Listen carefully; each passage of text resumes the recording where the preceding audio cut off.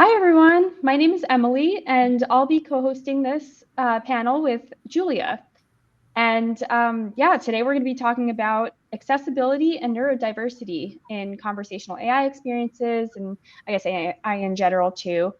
Um, and we have an awesome panel.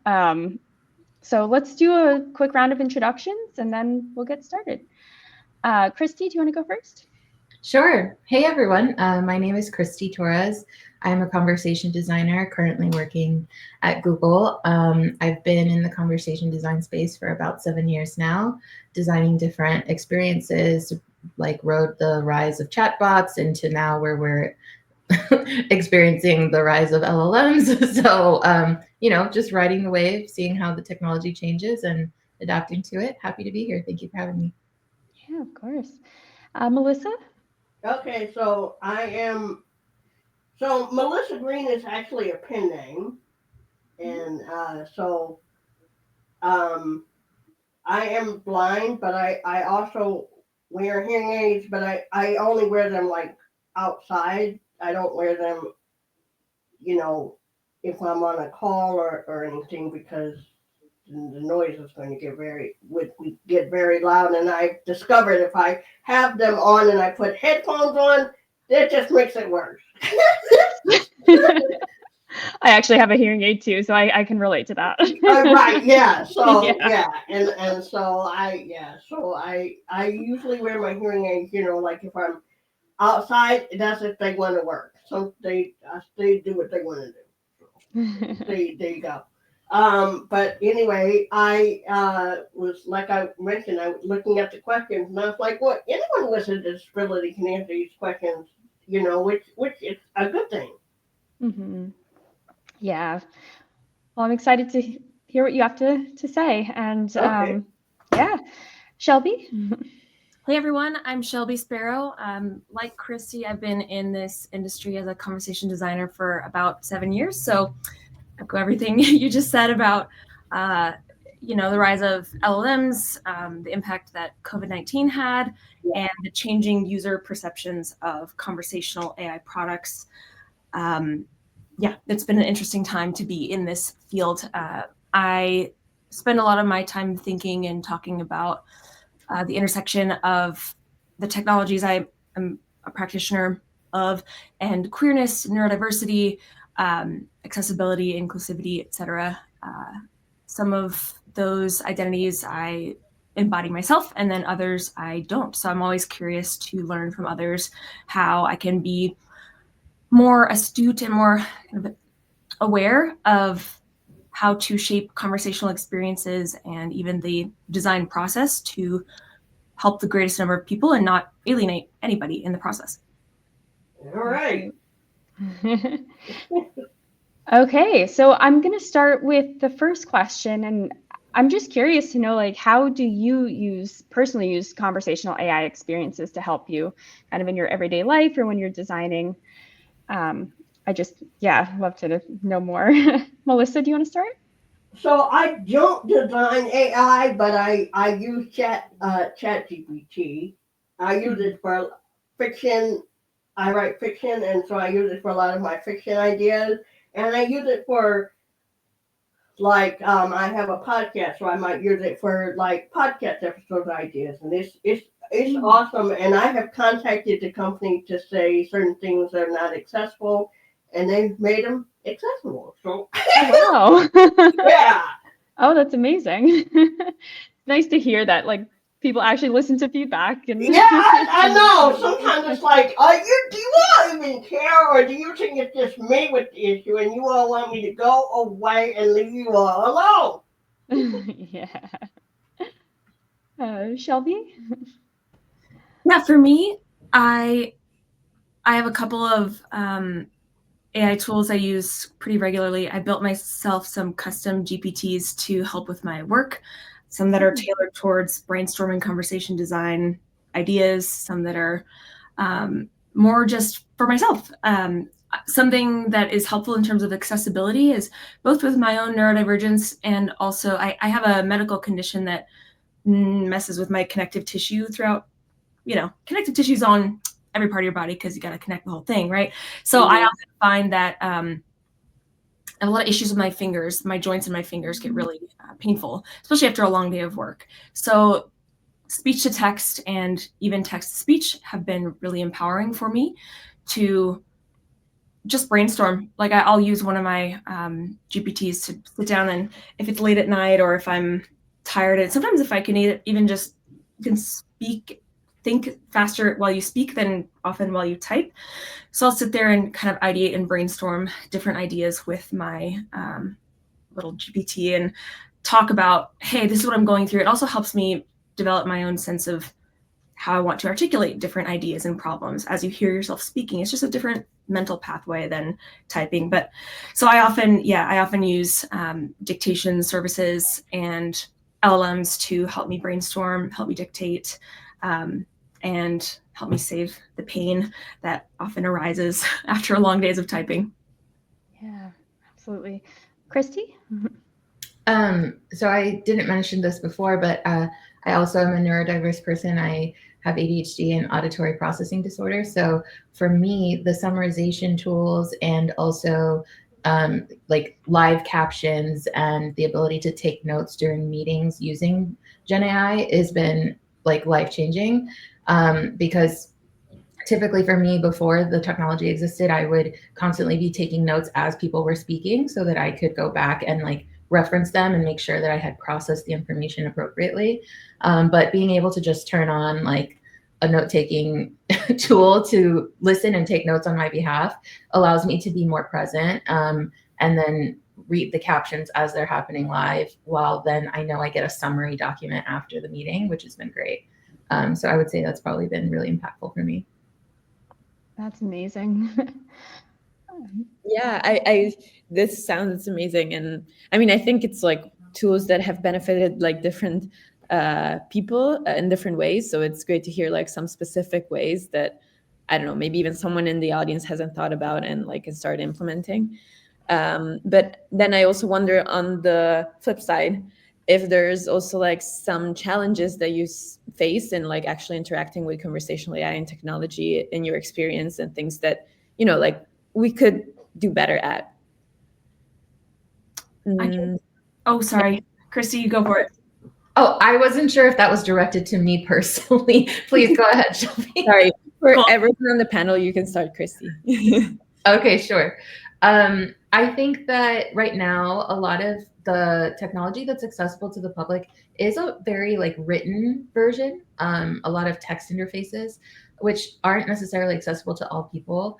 So I'm curious to see how things evolve. Like typically technology ends up being like existing on multiple different surfaces over time. Like it's designed to exist on like a visual screen and on a speaker and whatever other interfaces come about as things are invented.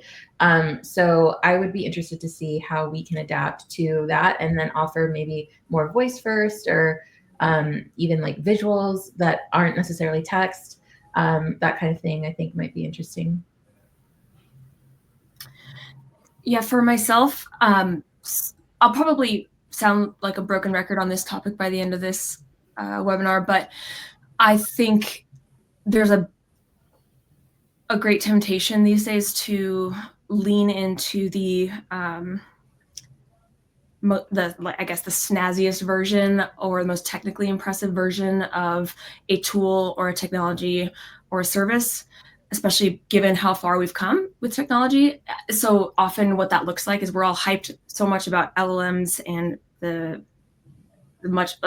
greatly improved natural language capabilities that LLMs bring, that we forget it's still helpful to give users proper education on how to use a thing, right? So sometimes if I'm calling a service or if I'm using a typed service or whatever it might be, it might seem kind of snazzy to just have a bare prompt like, hey, how can I help you today?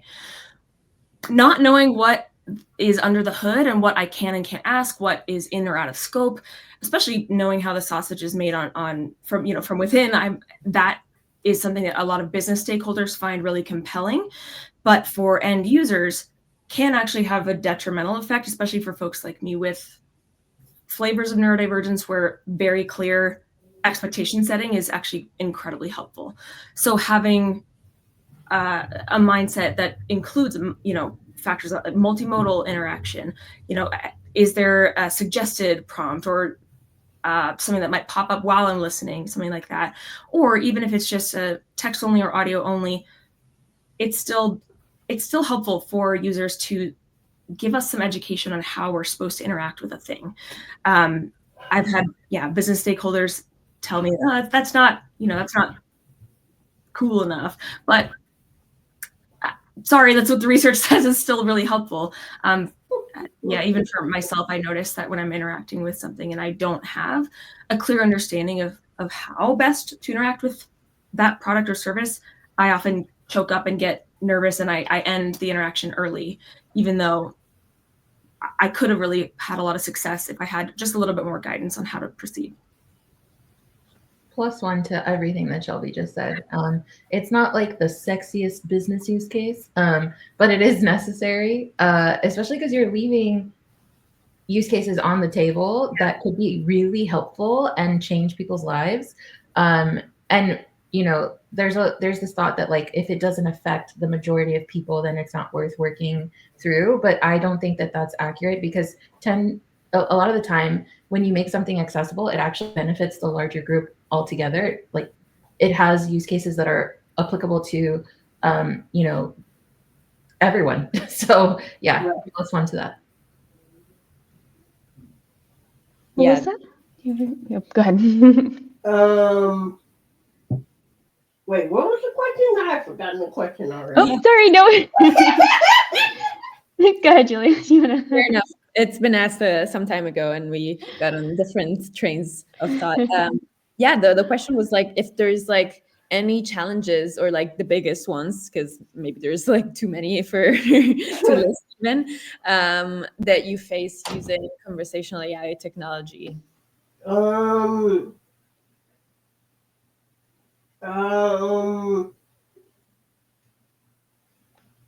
Not really. I mean, I guess maybe the only one that I really like is ChatGPT. The other ones like Google Bard, it's only like partly accessible, and Copilot is kind of accessible, but I like ChatGPT because it's more accessible. Yeah, definitely. I mean, it definitely makes a huge difference. And like, if you don't give people that user education, that, guidance to help them use it, or even feedback loops to help them understand like what they need to get to a place where more people can use it, then you lose customers. It's bad for business. Yeah. Now the only thing with ChatGPT I haven't been able to figure out is how to design a custom GPT. But I'm like, well, I don't really need to design one. I can just ask ChatGPT. I'm trying to create a language. Help me, and so I don't really. Yeah, that's interesting. So I'm curious if there are any other like tools that you'd maybe find helpful that don't exist. It could be AI tools or anything else that you could personally use to help you, or do you think the existing tools have like pretty much everything you need?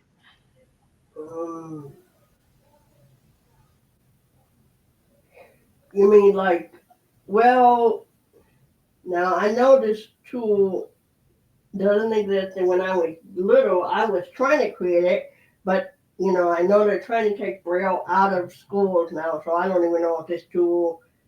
Apparently, according to ChatGPT, it could still have a market. But when I was little, I was trying to create a Braille pencil, which would take print and turn it into Braille. So according to ChatGPT, there's still some kind of market out there. It wouldn't, I guess I'd have to look at turning it like into an app or something. So I guess, but I don't know. I mean, I would have to test it, so I guess I'd be using it to make sure it works. But I mean, after that, I don't know if I would be using it. I don't know how that would work. But anyway, that's a cool idea. Yeah. Just building off of what you said, Mellissa, this is not my lived experience, but I do follow a YouTuber who's blind, and she showed on one of her recent videos.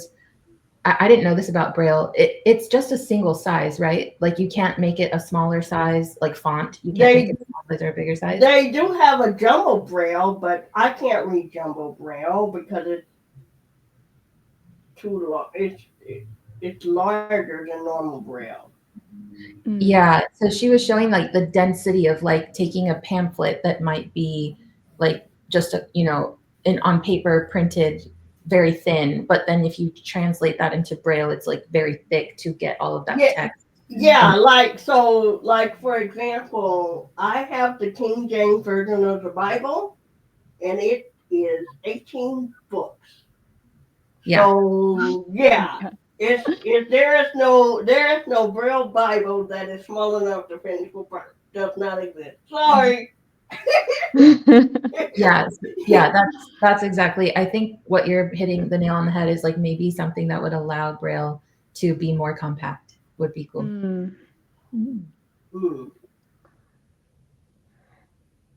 Shelby?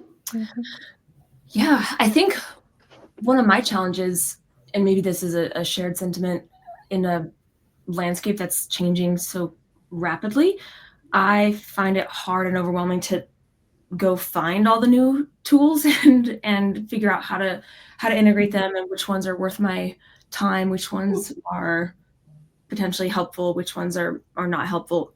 And I mean, also the world of, I think, AI slop is vast. So I think with a lot of tools and a lot of services that have AI built in some way, shape, or form, I could do well with more hands-on either tutorials or step through process of how, like, what are some real life use cases of how I could integrate this into my systems that work for me already, or I would love some sort of aggregator. I'm sure this exists, but again, I don't often have the time or energy to sift through the LinkedIn forest, right? To see what's happening, what's new. Overwhelming. I think knowing how I work, I often need to, if I'm going to make something really elegant happen, I need to sit down for a period of many hours and do a big sprint into like a big deep work session where I'm just hitting the ground running and going really hard at understanding everything involved, putting it all together and producing something that is useful at the other end. So there are often, I often find myself in this position where I'm like thinking, I feel like there should be a tool out there to make this part of my process easier or this part of my process more simple. But even if I've come across some, they're often highly technical or written in a pretty inaccessible way, where I really don't know how I can get from A to B or from 0 to 60, whatever the metaphor might be. So I think, breaking things down in like an explain like I'm 5 way is a good thing to remember that is also helpful, right? Because a lot of AI technology these days we've kind of split the user curve into, some of it is so easily adoptable by a lot of people because it is just a conversational interface, like you're kind of the app of ChatGPT. Almost anyone can figure out how to use that. Right. And then on the other end, there are other types of technologies that use AI these days that are like retrieval augmented generation systems, RAG, that are so deeply complex and highly technical, or could be, right, can be if you get into all the tech pipeline and the tech stack, that it's kind of sometimes you either find yourself on one side or the other of this like learning curve where I really want to be able to integrate other technologies into my life and not knowing how to do so or what will be required, what is assumed that I already know. I often find myself getting halfway into a documentation thing. So open your Python terminal. And I'm like, okay. Yeah, I'm like done after that. I'm like, nope. Yeah. And I think is the kind of summative point there. Yeah, I think like sometimes, so often, like I find myself with these things, like humans are so helpful, but it's like, how is it that, you know, like technically, yes, like learning from AI is like really nice, and like it can take you like through step by step, and you can ask it questions and so on. But then there are some topics where you just like need a human to be like very like empathetically at your level and like bringing it to something that you would understand, and not the average 5-year-old, if that is someone that exists. Yeah, just a thought there. Yeah, and I feel like there's also like people building these products are so like far on the technical side, or like so far like pushing the boundaries of the field. You just forget that like we need to be, these are also for everyday humans. Yeah. There is a question in the chat. Do you feel that you are more driven towards technology to help you day by day, or do you feel that you go back to traditional tools that requires no technology? Interesting. Yeah. For myself, I feel like it's a mix. Yeah. I like having options, and that's, I think, another theme that I'll probably keep returning to is often accessibility means options. So I have learned to keep notepads and whiteboards all around the house for brain dump ideas, but I also have several technology programs that help me take things from my brain and put them down somewhere so I don't forget, or so that I can make sense of them later. Similarly, I have found that, yeah, it's because I sit at a desk all day and I am in the world of technology, it's tempting to think, yes, all of my problems will be solved also by technology.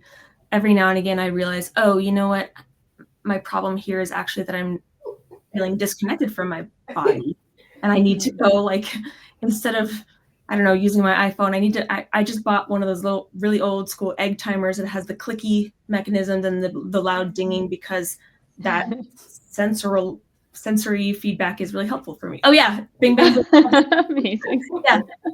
So I think the more I get deep into wading through technology on the day-to-day, I like to find, where can that help me? But also I find I do go back to more analog or physical technologies too, because remembering my embodiment is a challenge that I have. Yeah.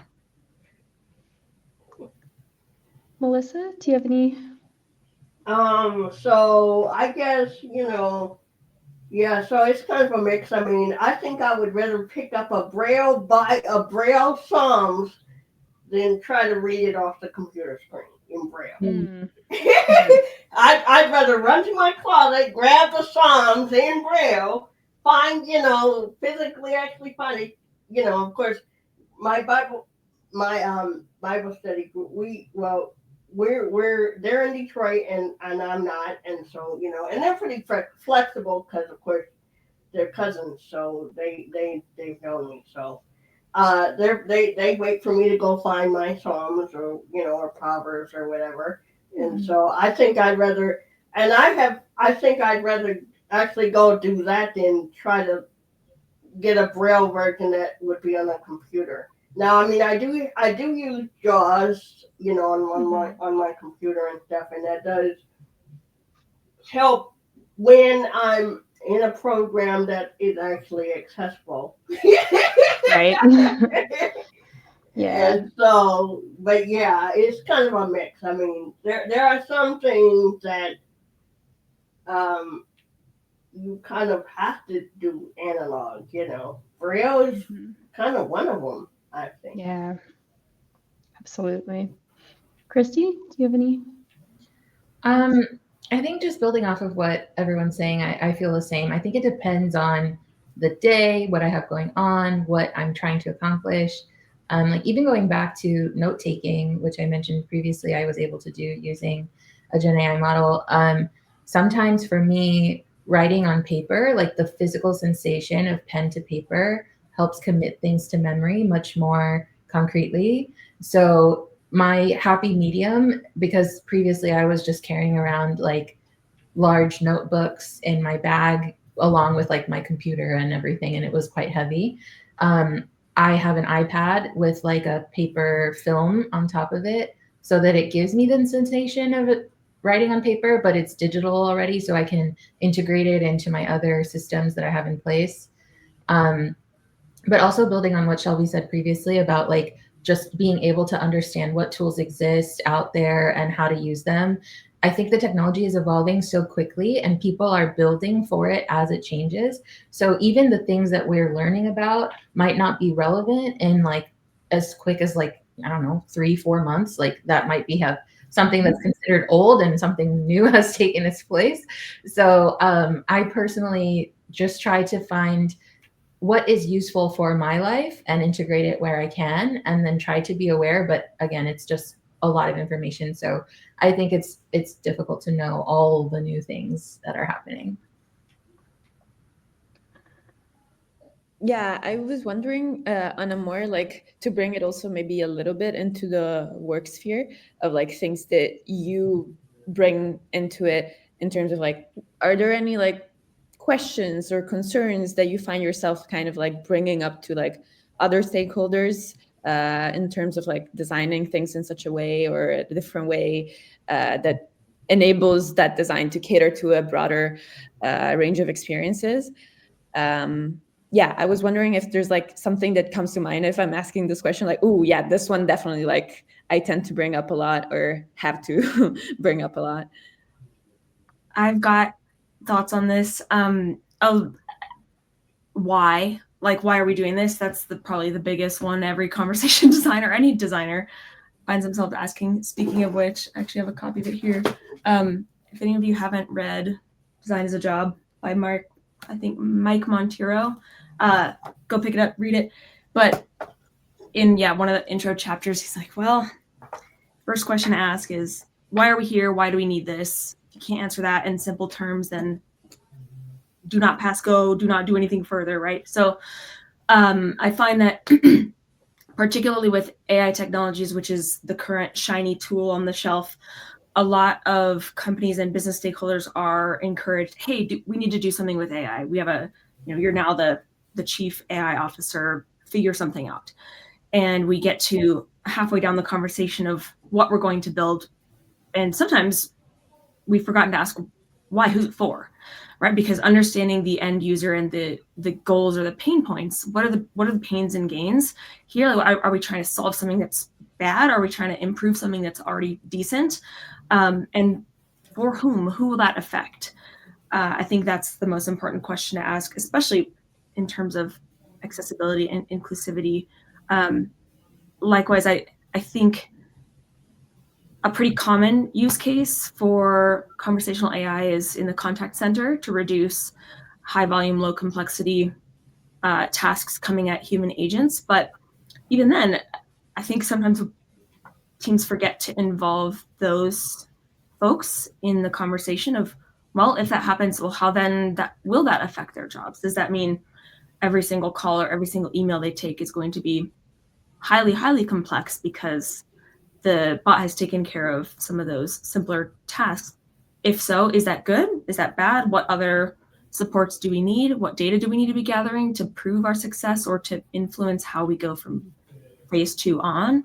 So yeah, why are we doing this and who's it for? And also not just who's it for, but who will be impacted in a ripple effect sense after we implement this? That might be a different answer than the who's it for question. Yeah. Yeah, great points. I also, Christy, I'm gonna leave you to talk in a moment. This also made me think, like recently I had a conversation where I was like, in a way, like sometimes, we need to think about agents in the case of customer support as users of it, even if it's just because they're reading the conversation that happened before with the chatbot or something like this. But yeah, we tend to forget holistically, like who are all the stakeholder users, however they interact with that experience. Christy, I felt like you had maybe something to say. Yeah, I was just going to say something that I find myself asking as a conversation designer, building around new solutions. The majority of my career has been focused on text interfaces. So those text interfaces have changed over time and started using new UI to integrate into like new use cases. So the UI changes as the user's needs change. So when I was designing for those text interfaces, a lot of those things are things that screen readers have never encountered before because they just didn't exist. Right. So trying to understand like, okay, how is a screen reader going to read this? And it's one of the ways where me as a designer, I don't have that lived experience, but at the very least, I know this is a tool that someone else is using to try and use this. So I have the ability to try and test as much as I can to see where there are some gaps and then request support there. I've also been really fortunate to work on teams that have accessibility teams that are dedicated to making things accessible. So working with those partners, making sure that you can ask them to check for any spots that you're maybe not aware of or friction points that you're not aware of, and making sure that it's all compliant and is able to pass the guidelines that are in place has been really helpful. So yeah, I would say that would be my experience so far.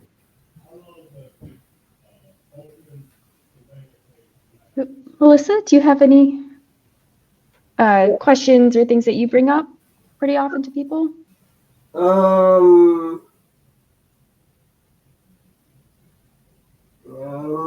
You mean like just in terms of like raising awareness about accessibility and how to kind of make things more inclusive and accessible for other people? Well,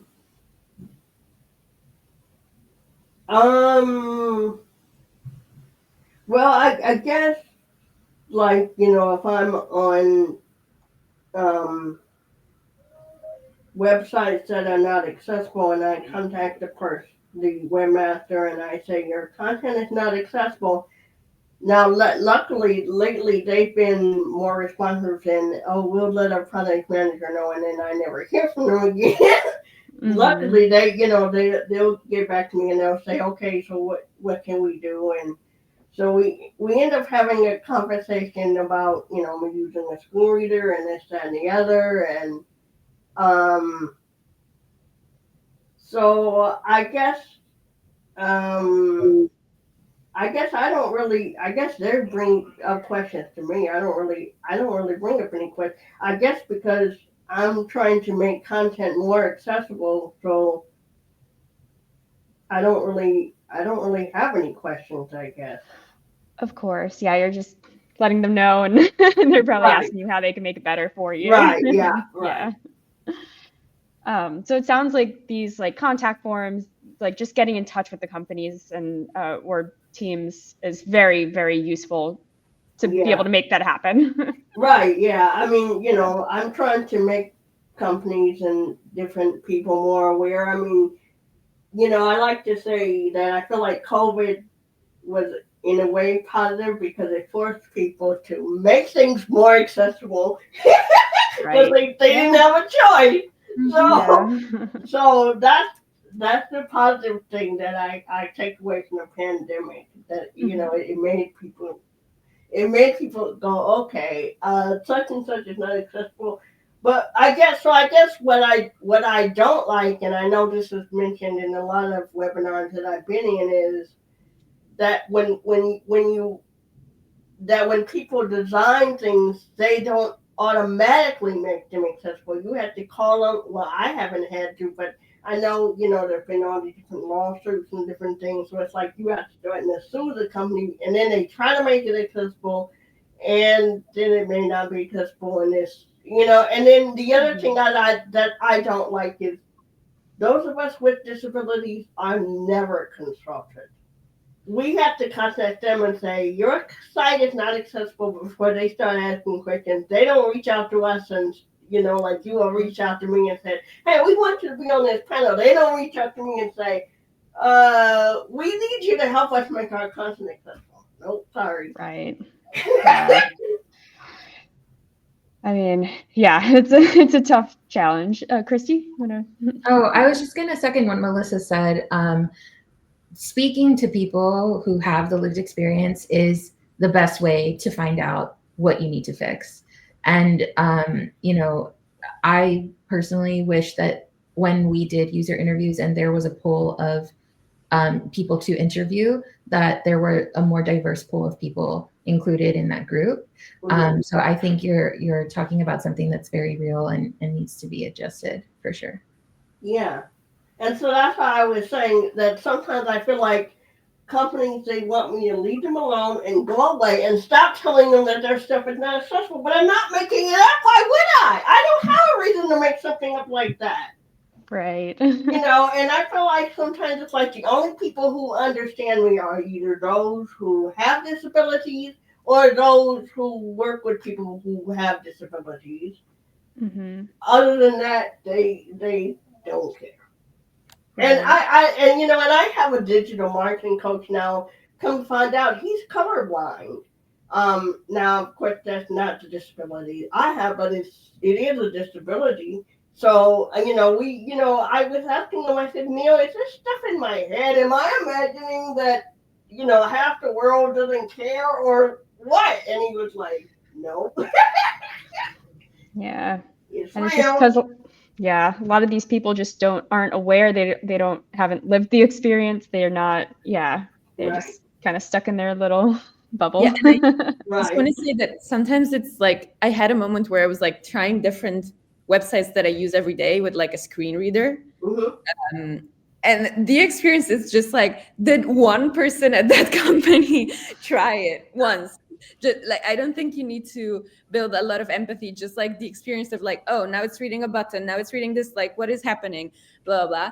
It's like so overwhelming and like so immediate that you realize that there's something clearly wrong. So I can't imagine how frustrating it must be. Like, and it's just like, sometimes it just takes so little to build that awareness. Right. I'm surprised that not even that was something we were able to do. And Yep. I guess the thing is, like, it's like the companies who do want to be made aware, they if you, so I didn't really do like, of course I can't do a complete audit because I use a screen reader, but I did like a partial screen reader audit for a company called Story Brand. And she didn't want like a complete detailed report or anything. She just wanted me to send her feedback and stuff. And so I was talking to the lady on the phone and I said, we had a Zoom call. So I was going over the website and I would say, my screen reader is reading this as a button. And she would get back to me and she would say, it's reading it, it's not a button. But my screen reader will read something as a button, even when it's not an actual button. And so she was like, okay, I need to contact the developers and find out what can we do to fix this, because this is not a button. It's like lines, but my screen reader picks it up as a button. So that's really interesting that it's like you have the screen reader. And I just go by what the screen reader reads. So if it says it's a button, I'm not gonna say no, it's not, because I don't know. And so for her to get back to me and say this is not a button, it's like, it's not. That's what my screen reader is reading. What? What? So it's interesting. It's like the screen reader picks up on things that literally don't exist. Yeah, that's why it's so important to be so clear when you're like building these things about the requirements and just like how things should look and function. It's crucial. Yeah. Also, I think we've all circled around this point, but an organization or whoever's developing these products has to allow the time and space and energy for this thought to go into the development cycle. And a product is only ever as good as the people who make it and the processes that they have to follow. So for business leaders and organization leaders who might be listening, I think it's critical to remember that this is not just this shouldn't be thought of as a bonus after the fact or, a nice to have. Should be thought of as a critical component of the process. And oftentimes like we want the shortest time to value and we want to just get something out the gate ASAP, which sometimes can be okay, but as long as, you know, the right things are included in that MVP or in that first round product. Right. And you know, a lot of this starts at the level of company culture. If an organization that is responsible for building these tools and technologies is not in and of itself an inclusive space, or a space where folks of different abilities, different lived experiences, Right. different shapes, sizes, Right. can thrive, then that's a non-starter from the get-go, right? And much less having it baked into the process. And so I think this is, like all things, there's an individual component, but there's also a systemic component that is crucial to pay attention to as well. So that's what I would love to see moving forward, is more of that attention to the role that the process and the system plays in this as well. Because if I have all the best intentions in the world, but I am not allowed to spend the time or the research or the energy developing them at my, you know, in my role, then that's also going to be a less than good output.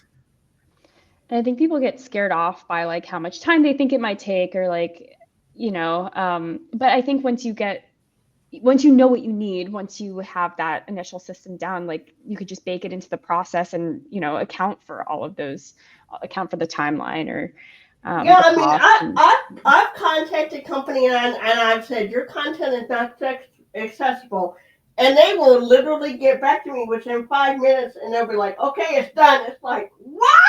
How did you manage it? Wow. Yeah, so it does not take. It does just fix everything in 5 minutes. Yeah, I can't remember what I told them was wrong, but it was something going on with their website, and I must have given them enough detail. They were able to go in there and literally fix it, and they were like, "Okay, it's done. Now what do you think?" I was like, "Whoa, that was fast." Yeah. So it does not take all day. Now it can if you're it can take a while if you're, you know, going through an entire website, you know, depending on how large the website is, but it doesn't have to take all day. Yeah, exactly. And there is a comment that I want to go back to. I think sensory experiences, overstimulation in neurodivergent individuals are often overlooked. For example, if more interfaces provided a dark mode option, that could help a lot of people, but it seems this is never prioritized. So I think my question out of this would be like, how are there ways where we can try to convince people to prioritize this, that you can, or different approaches for trying to, you know, get this stuff implemented and be thought about? You mean like visual stuff or what? Yeah, just any accessibility features or anything else that might help people, help more people use the experience. So, I guess if more websites were, you know, accessible like right off the box, so like everything was labeled correctly the way it's supposed to be labeled, and but see, they would have to contact someone like me or someone like Giulia, or, you know, they'd have to contact. They would have to. It's like they need to do not surveys, but well, yeah, I guess surveys, and include people like us, Mm-hmm. who, you know, because I mean, I literally live now, of course, you know, when I literally lived this life. Of course, when I was younger, a lot of this stuff didn't really exist. I mean, you know, of course, you had computers and stuff, but I was like using my Braille writer and stuff, and Mom just pointed out to me last night they had to force me to get me to use the computer, because I guess I was like, well, what's the point of using the computer? I could just use a Braille writer. Well, I haven't used my Braille writer since I don't know when. Yeah. But I mean, if I needed to use it, I could still use it. I just haven't used it because I'm usually on the computer and stuff. But Right. but a lot of applications like Jaws Freedom Scientific has partnered with Microsoft, and so there's stuff that is accessible like right out the box. But what I don't like is when a lot of times when they update things, then they take away whatever was accessible. Like, what about us? Yeah, that's an important point too. Like updates, and you just kind of forget, and Right. it just yeah. Yeah. So yeah, I wish more things when they were accessible out the box, even with updates, they continue to be accessible. Christy? Oh, I think what has been discussed previously definitely is the way to try and get that to be incorporated from the get-go. Like what Shelby was saying, planning from the beginning to budget time to make sure that you have the time to really try and design something that is accessible, and planning for the time it takes to complete some user testing or usability testing, specifically with the communities that you're trying to serve, and make sure that you are designing something that is accessible in the end. And that is an uphill battle, specifically like when you have like a lot of pressure to turn things around quickly, or you have like a quick deadline and there's this expectation that it needs to be done like as fast as possible. So I think what is going on in the chat, I'm very happy to see people talking about using components and creating systems that make accessibility more scalable.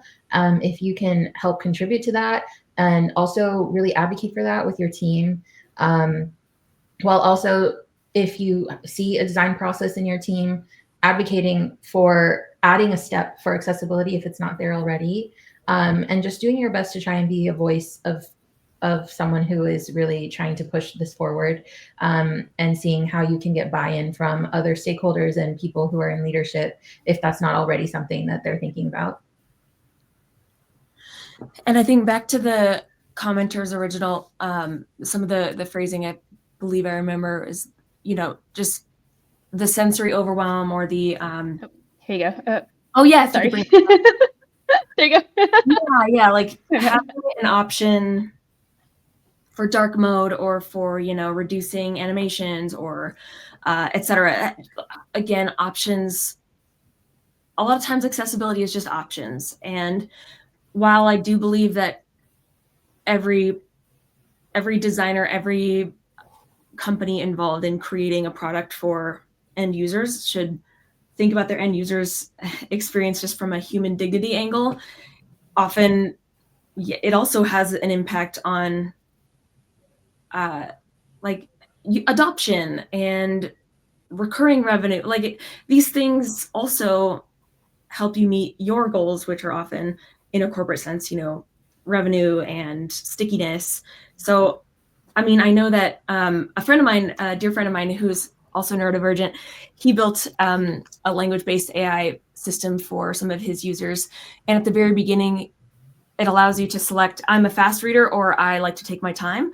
So even things like that, where just it's not even like doesn't even have to be a major investment into, like I said, or like Christy said earlier, or maybe this was Emily, someone said earlier, a lot of people freaked out and like, oh, it's going to take so much time and effort.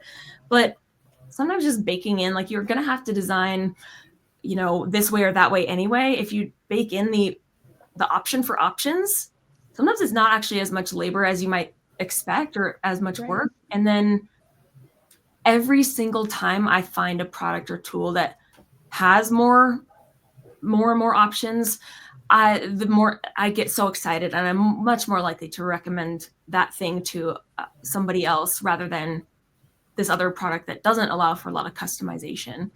So yeah, I think sometimes it's not even as daunting as some folks might from the outset think it could be. I definitely agree with that. It doesn't have to be like a very bespoke feature that requires a lot of time. And adding options for different mental models just makes it more usable by more people. And when you're thinking about like the business goals and what are considered important in your company or by your leadership, I would encourage you to try and find data that supports how what you want to accomplish for accessibility ties back to those goals, and try and build a narrative of like, this is helpful for everyone in this way, or it will help you reach XYZ goal that you have, because that's really more compelling when trying to get time and resources for accessibility. So I know we have, I think we kind of touched on both of these questions a little bit, but I just wanted to bring them up in case you have anything else to add. So where in your design process is accessibility for conversation design, or where does it get implemented? Does it start with a strong foundation or implementation in the design system? Yeah, I think there's, definitely need to implement it in the design system, like Christy mentioned, for scalability and just to kind of bake it into your process too. Do you have any other thoughts here? I think I think it. Well, Shelby also said like from the start needs to be in there, and also testing and. Yeah, I'm glad you mentioned testing. So I think from the get-go, I think it's important to be asking the right questions of who's going to be impacted, because that will, and why you're building this thing, because that will guide towards what kind of users and what kind of accessibility features need to be considered. And then, like Emily just said, yes, it starts at the beginning, but also at the end. Testing is so important, and having a diverse group of testers and also folks who are not involved in the building. I think should be bog standard across the industry, but sometimes sometimes we forget, right? So even if you're building something in a client services role and you're handing it over for user acceptance testing on their side, we always like to encourage, hey, bring other stakeholders in that haven't been involved in this project, because you do get kind of lost in the forest when you're so deep in it. You might forget, oh yeah, I've been using this verbiage just because that's how something is named on the API on the back end, but that's not how real people think or talk. Or I have a client recently who was, to their credit, really invested in making sure they evaluated their speech to text model in such a way that would properly capture a wide range of dialects and accents and speech patterns, so that we wouldn't be unintentionally, misunderstanding people who might be calling in. So yeah, I think throughout the whole process, it's important to have these moments baked in, but particularly at the very beginning and at the very end, I would say, are extra critical. Awesome. Anyone else, or? Okay, and then there was one other question. I just wanted to make sure. What do you suggest designers start doing when they want to start designing a product? And I think we've covered a lot, but if anyone else has anything else to add. I think it's just a matter of like raising awareness, like bringing that, if the team isn't already open to it, like just, keep asking questions, keep talking to people, keep bringing more people in. This makes me think also kind of like about something we touched upon earlier, I think a little bit, but maybe you can talk about this a little bit more in terms of like also internally, like within your team.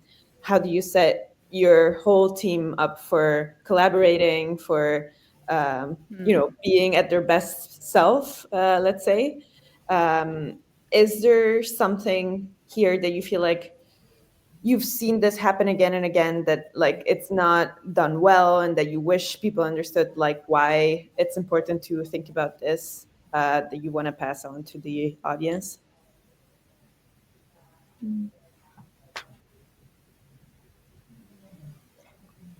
I return to Melissa's comment, like we exist, I'm here, we're real, that Mellissa shouldn't have to be proactively reaching out to companies when it's already gone wrong.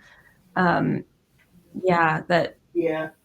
just, again, from a human dignity angle, like that's sucks. But also it's, reminding ourselves that getting something right from the get-go is often going to take less effort than cutting corners and skipping steps and then having to figure out how to retroactively clean up and make things, bring things more into in line with the values that the organization purports and publishes. Like, so yeah, I think it's sometimes just easier to get it right from the get-go.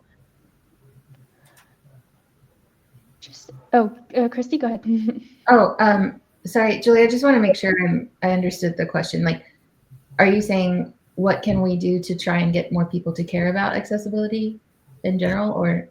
Yeah, I was wondering also, like, internally as ways of working within your team or like your company, how, if there's something like around, I don't know, I've seen not super clear agendas that puzzle me and the others, or things that are assumed and people are like, don't feel like asking then, or blah, blah, blah. Like, if there's something to you that if I say like, okay, internally, how do you think sometimes this is something I've seen that people don't get right, and like it would help me a lot if they would try harder with this, or something that stands out in that area.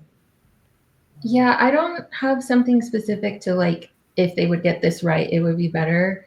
I will say though that just creating a compelling narrative of like a rising tide lifts all boats. Like, when I think about how accessibility, like things that we didn't think were going to be applicable to other people's lives, but like, for example, when I think about how captions are useful, not just for people who have a disability, but also if you're, watching a video and you don't want to have the sound on, then you want to be able to see it. Or if you're trying to learn a new language and then you put on the captions to help you learn the language. If you can think about the compelling narratives where it really shows that this is helpful for the larger group of people, then you can get more buy-in.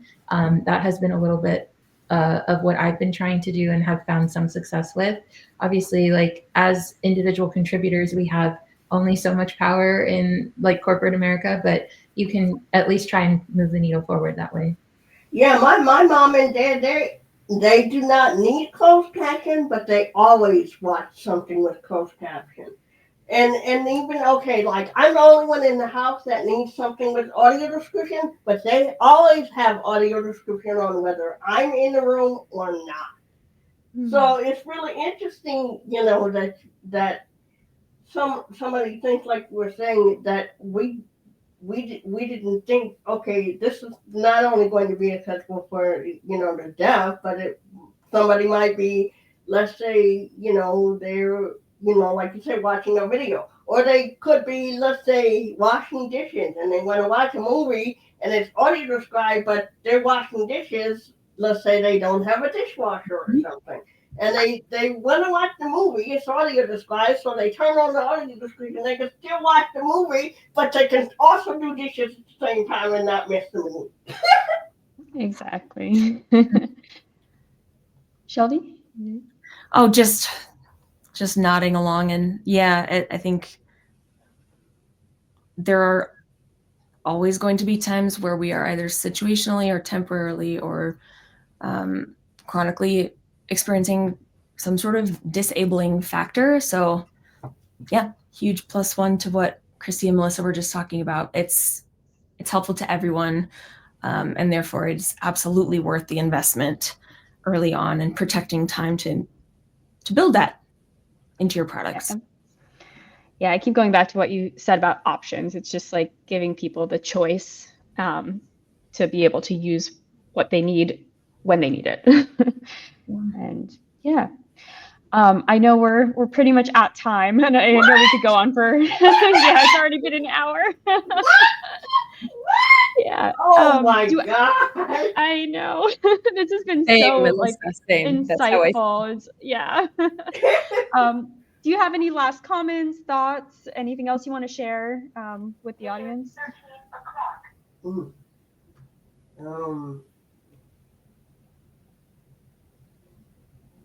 I can't think of anything unless you guys want to connect with me on LinkedIn or something. Yeah, absolutely. Please yeah, feel free to connect and ask questions. If you have anything else, please reach out. Yeah, maybe I Offline can or, add yeah. one thing on, like, we were supposed to also have Myrelle tonight with us. Yes, She yeah. wasn't able to make it at the end, but I said she might come in the comments and like give her take as well. Not sure if she'll be able to, but maybe. So if you have questions or things, like, I think, yeah, feel free to use this space for that. Yeah. We'll try to get back to you. Awesome. Well, thank you all so much for being here. This was an amazing conversation, and I definitely learned a lot. So, yeah, thank you all. Yeah. And yeah, Thanks for we have some having more. Of Yeah. course, yeah. We have some more panels coming up, so just stay tuned. And thank you for tuning in. Okay. Bye. Right. Bye. Bye. Right.